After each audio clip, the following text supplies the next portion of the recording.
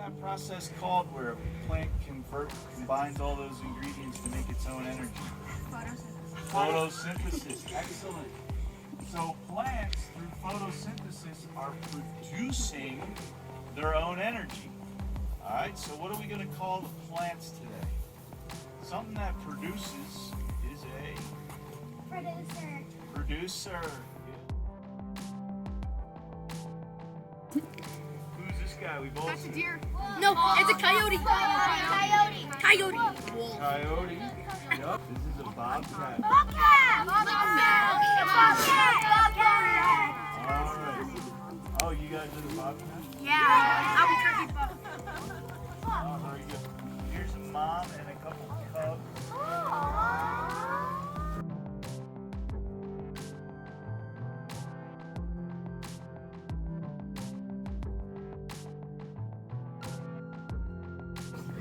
So on the bear question, I mean, let's be honest. Would we be hiking here every day with fifth graders if we had bears? No.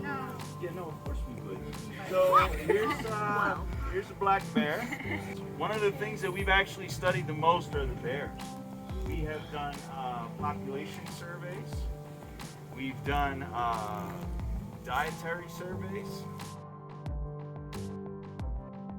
But we actually set this fire on purpose. It's called a prescribed burn.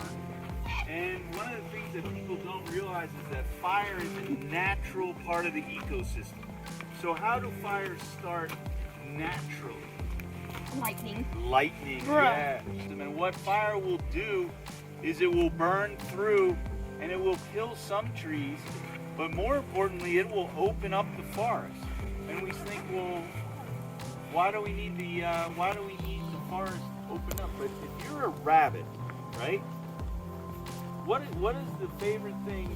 You see a rabbit running around out here, what would it want to be eating?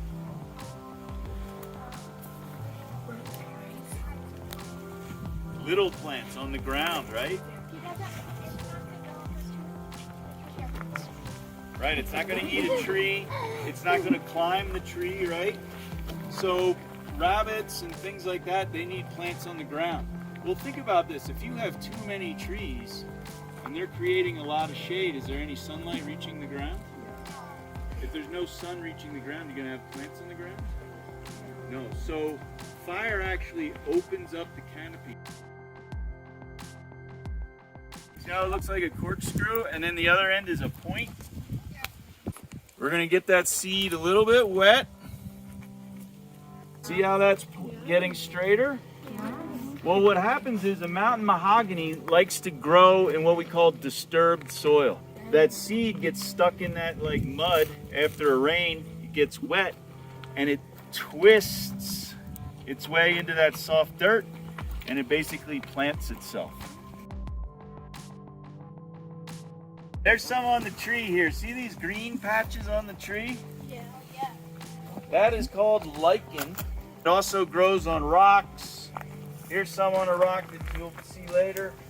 So what we're going to do is we're going to look at the lichen. And the reason we're going to look at lichen is because lichen is a really good bioindicator. It's a fancy word for telling us, it's going to tell us whether we have good air quality. You're going to get one of these lichen keys. You're going to try and find as many of the different lichens as you can. Yeah, I'm talking about Miss Van Pelt. We found 5. You saw the type of lizard. Oh, you did? Yep. Oh.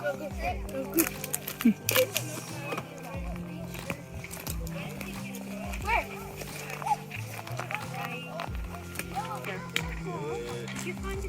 I found a weird animal.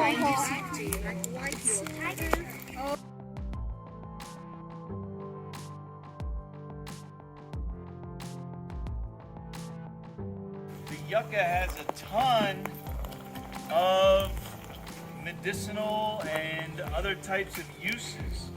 So for example, we're not going to do that because we don't want to damage it, but we could take one of these very sharp tips, and if you snap it and then drag it down, it'll leave you basically with like a needle and thread.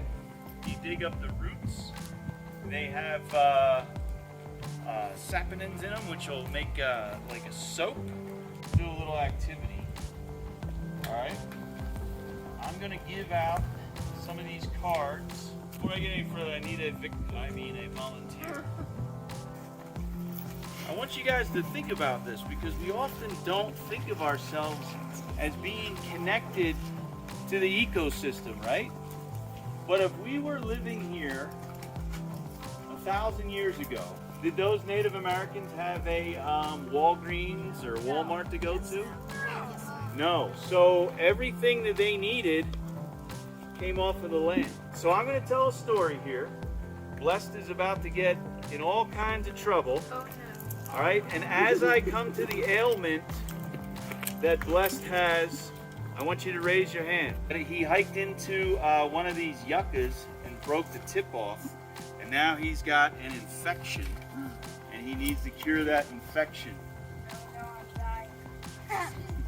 What do you got? Oak leaves.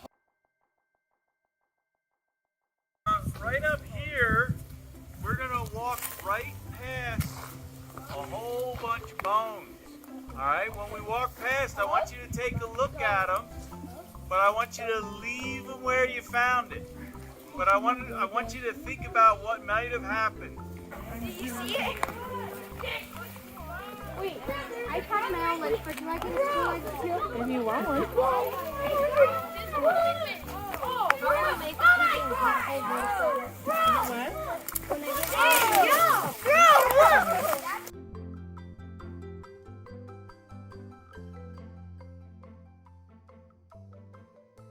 I try to make it like kind of look like one of these trees, kind of. And then there's the little spiral that's on the tree sometimes, and there's branches. And then I even put a little of the, what's it called, the green stuff or the red? Lichen? Yeah, lichen. And put little ruffles in the tree. That's what I did. Very cool. How about you, sir? There's squirrels. I see a squirrel. Holy shit! Oh, there's it! It's over there. It's climbing up the tree. It's jumping trees. Those on there too. Things like life zones, how to make jelly out of currant berries, all kinds of different things that I think you guys will enjoy. But you'll especially like that one because you guys were asking about Sasquatch in New Mexico. What's the YouTube channel called? You just go onto YouTube and then just search Sandia Mountain Natural History Center. We don't really think of ourselves as being connected to the ecosystem, but we are.